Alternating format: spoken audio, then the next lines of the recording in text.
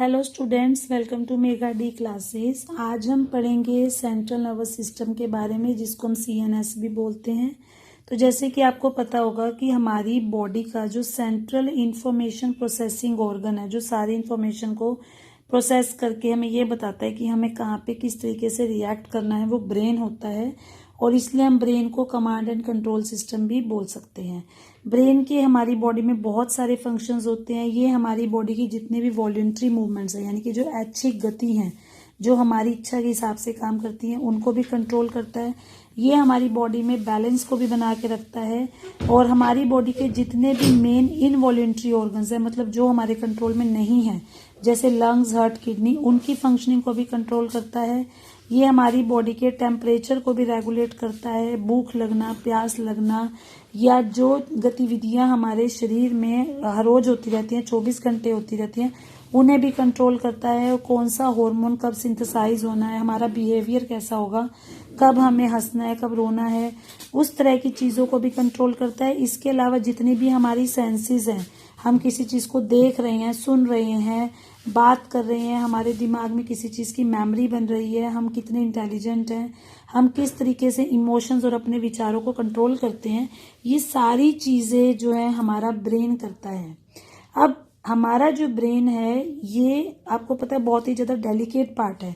तो इस ब्रेन के बाहर जो बोनी कैविटी है, मतलब जो हड्डी वाला पार्ट है जो इसको प्रोटेक्ट करता है, उसे हम स्कल बोलते हैं।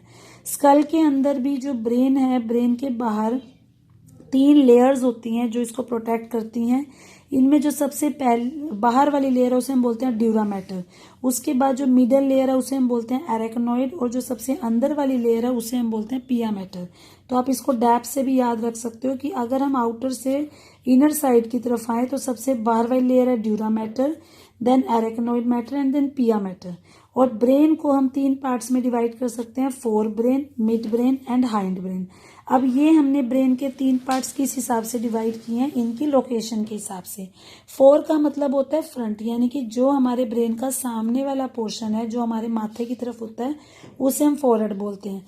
जो हमारे ब्रेन का बीच वाला पोर्शन है उसे हम मिड ब्रेन यानी कि मिडल ब्रेन भी कह सकते हैं। और जो पीछे वाला हिस्सा है, जो थोड़ा नेक की तरफ चला जाता है, या अगर आप गर्ल हो तो जहाँ पे आप गुद करते हो, उस एरिया को हम बोलते हैं हाइंड ब्रेन, यानी कि पीछे वाला हिस्सा। तो यहाँ पे आपको ब्रेन का जो है डायग्राम दिखाया हुआ है, जो आपने 10th क्लास में भी डेफिनेटली किया होगा। तो इसमें सबसे पहले हम बात करते हैं फोर ब्रेन की।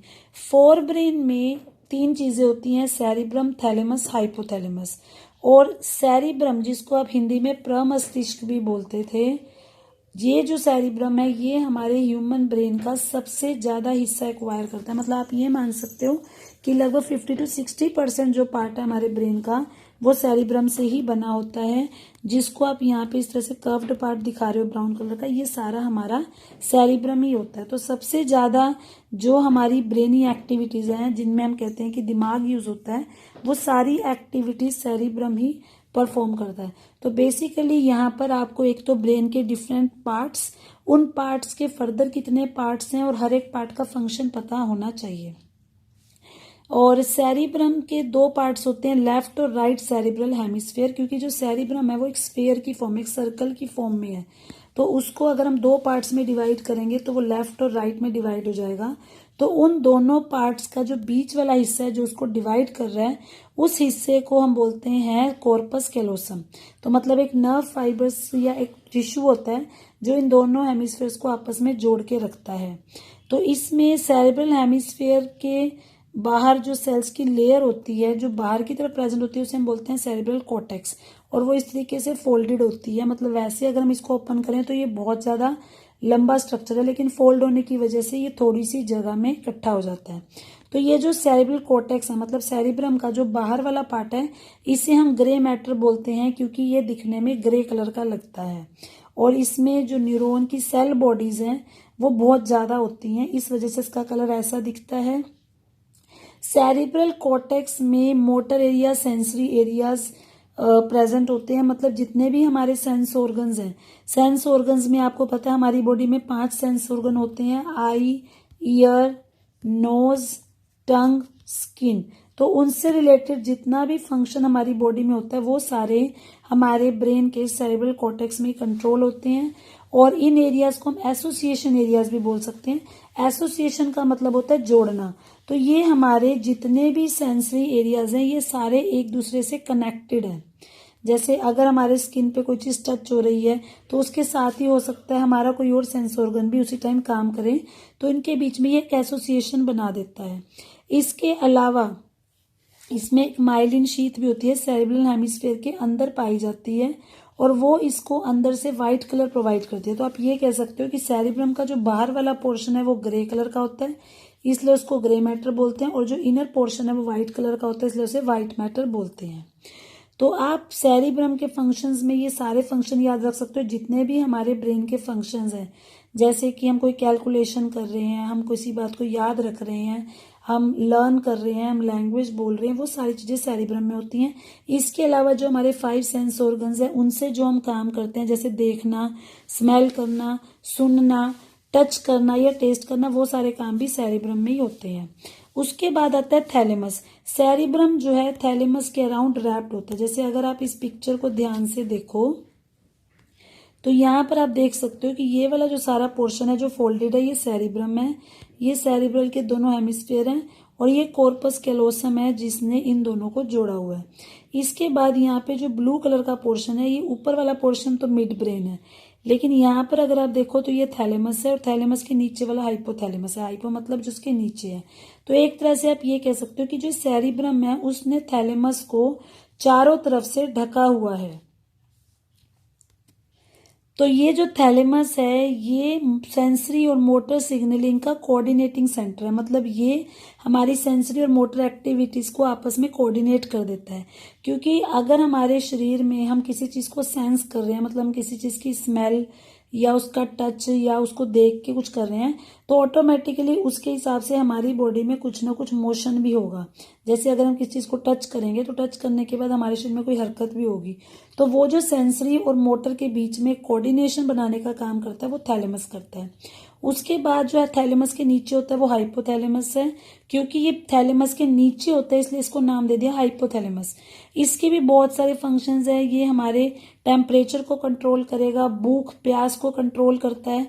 इसके अलावा ये हार्मोन्स बनाने में हेल्प करता है जो हम ऑलरेडी पढ़ चुके हैं।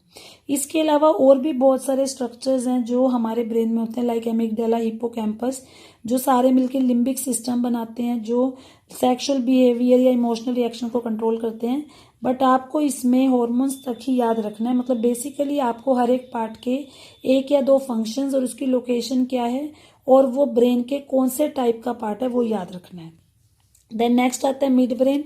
अभी मैंने आपको बताया कि जो हमारा थैलेमस और हाइपोथैलेमस है उसके ऊपर वाला जो पोर्शन है वो मिड ब्रेन है। मतलब आप ये कह सकते हो कि हाइंड ब्रेन के पोन्स और फोर ब्रेन के हाइपोथैलेमस के बीच में होता है।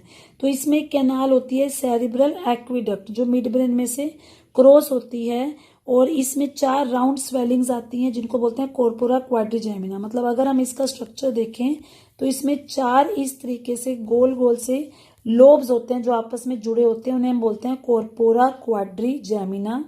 और जो कैनाल होती है, एक पतली सी ट्यूब होती है जो इसमें से निकलती है, उसे हम बोलते हैं सेरिब्रल एक्विडक्ट।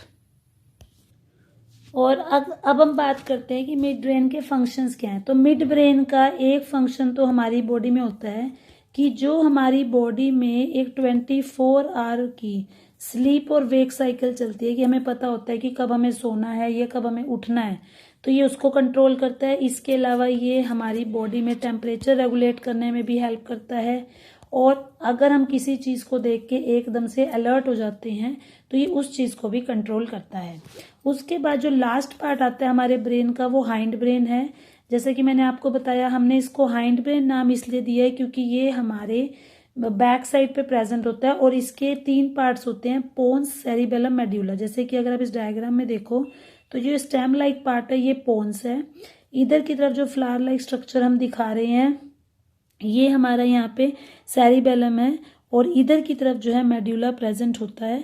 तो ये तीनों चीज़ें मिलकर हमारा जो है हाइंड ब्रेन का काम करती हैं। इसमें जो ये पोन्स और मेड्यूला है ये ब्रेन स्टेम बनाते हैं जो आगे जाके स्पाइनल कॉर्ड में कंटिन्यू हो जाता है। अब बारी बारी से हम इनके फंक्शंस देखते हैं। इसमें से जो पोन्स है, पोन्स के अंदर फाइबर्स होते हैं जो डिफरेंटली कनेक्टेड होते हैं, और पोन्स का मेन काम होता है रेस्पिरेशन में, मतलब हमारी रेस्पिरेशन को कंट्रोल करता है। सेरिबेलम, सेरिबेलम का आपने जो बच्चों मेन फंक्शन याद रखना है वो होता है it maintains body balance and posture, कि अगर हम सीधे खड़े हो पा रहे हैं, मतलब हमारे शरीर का संतुलन बना रहता है, तो उसको सेरिबेलम मेंटेन करके रखता है। और जो हमारा मेड्यूला है, जिसको आप मेड्यूला ओब्लैंगेटा भी बोलते हैं, ये रेस्पिरेशन भी कंट्रोल कर सकता है। इसके अलावा जो हमारे हार्ट के अंदर मूवमेंट्स होती हैं उनको भी कंट्रोल करता है। और जो गैस्ट्रिक सिक्रीशन है, मतलब हमारे पेट में कब क्या चीज़ कितने अमाउंट में सिक्रेट होनी चाहिए, उसको भी कंट्रोल करता है। तो ये मिड ब्रेन, पोन्स और मेड्यूला, ये तीनों मिलकर ब्रेन स्टेम बनाते हैं, जो आगे जाके ब्रेन को स्पाइनल कॉर्ड से कनेक्ट करता है। तो आज हमने सेंट्रल नर्वस सिस्टम के डिफरेंट पार्ट्स पढ़े और उनके क्या क्या फंक्शंस और वो कहाँ कहाँ लोकेटेड है, हमने वो चीज़ें यहाँ पे देखी।